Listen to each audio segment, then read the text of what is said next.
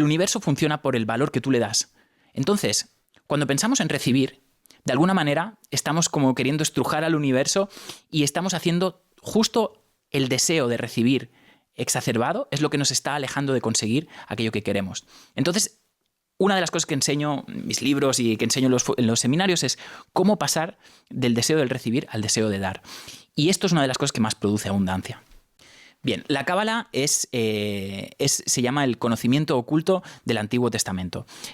Muchas personas, al hablar de la Biblia, bueno, parece que les da como algo, ¿no? Pero la Biblia es un libro de manifestación y es un libro de crecimiento personal si sabes interpretarlo. Yo no soy judío, yo no soy cristiano, yo simplemente interpreto, yo estudio filosofía y lo único que hago es interpreto las enseñanzas que pueden salir de ahí. Por ejemplo, Robert Kiyosaki dijo que gran parte de las enseñanzas más potentes que él ha conocido sobre el dinero las ha sacado de la Biblia. John Maxwell, por ejemplo, decía que todas las lecciones de liderazgo más importantes están dentro de la Biblia. Eso sí, tienes que saber leer entre líneas, ¿no? Porque la Biblia es un libro escrito en código. Y este código, los cabalistas le llaman el Sot. El Sot es el secreto. Y los cabalistas lo que hacen es que estudian el secreto. La cábala ha sido prohibida durante muchos años.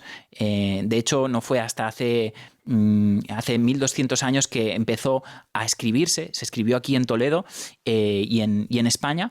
Empezó a haber los primeros manuscritos de cábala y ha sido algo que ha sido mantenido en secreto. De hecho, las sociedades secretas como los masones, gente que habla de los Illuminati, toda esta gente, todos estos grupos de poder lo han mantenido dentro de sus enseñanzas. ¿Por qué? Porque la cábala te enseña cómo funcionan las energías del universo y de alguna manera cómo entender el mundo. Yo al principio no me lo creía, digo, oye, todo esto parece como de ciencia ficción, pero hice la prueba. Dije, bueno, voy a probar a ver si funciona y realmente me funcionó. A partir de ahí empecé a descubrir la verdadera ciencia de la manifestación. ¿Qué es la manifestación? La manifestación es la capacidad de pasar de una idea a la realidad.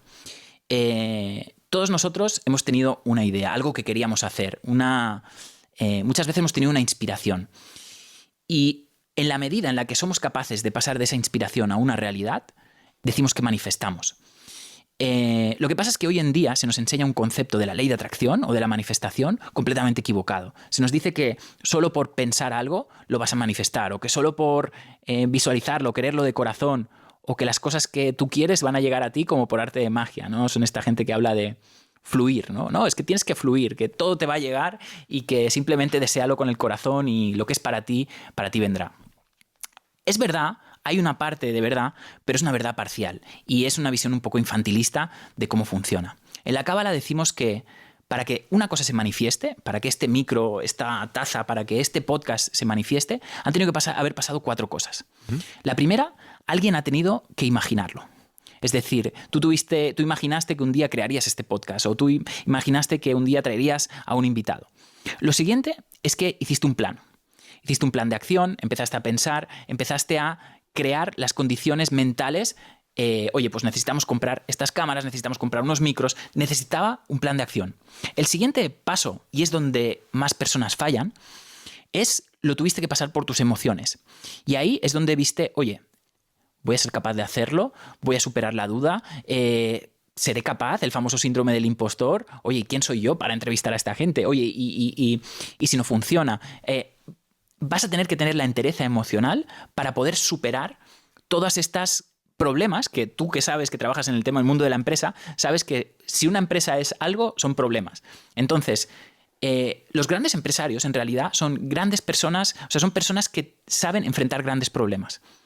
Y a medida que tú quieres expandirte más, los problemas son más grandes. Entonces, esto pasa mucho en esta sociedad de hoy en día, donde somos una sociedad de cristal, donde somos una sociedad muy frágil y nos venimos abajo de enseguida. Pero en realidad lo que nos enseña la cábala es que hay que tener la entereza emocional para poder soportar los altibajos de la vida. La abundancia, y luego hablaremos más de esto, la abundancia para los judíos es como una onda. Es decir, sube y baja. Ellos lo llaman shefa, que es el concepto de como un río.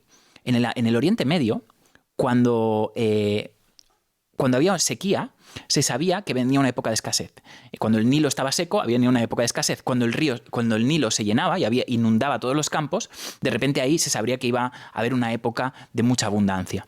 Entonces, para los judíos la cábala es como un río, que a veces está lleno y a veces está seco. Todo depende de cómo gestionas los periodos en los que el río se llena o los periodos en los que el río está vacío. Y sobre todo, sabiendo gestionar el dinero, sabiendo gestionar la abundancia, pero sobre todo aprendiendo que todo bien es pasajero y todo mal también es pasajero. Es decir, si tú tienes $0 en tu cuenta del banco, no te frustres, porque puede ser que mañana tengas 1.000, tengas 2.000, tengas mucho más. Una de las cosas que hacen los grandes visionarios y las grandes mentes de este mundo es que eran insensibles a su mundo material.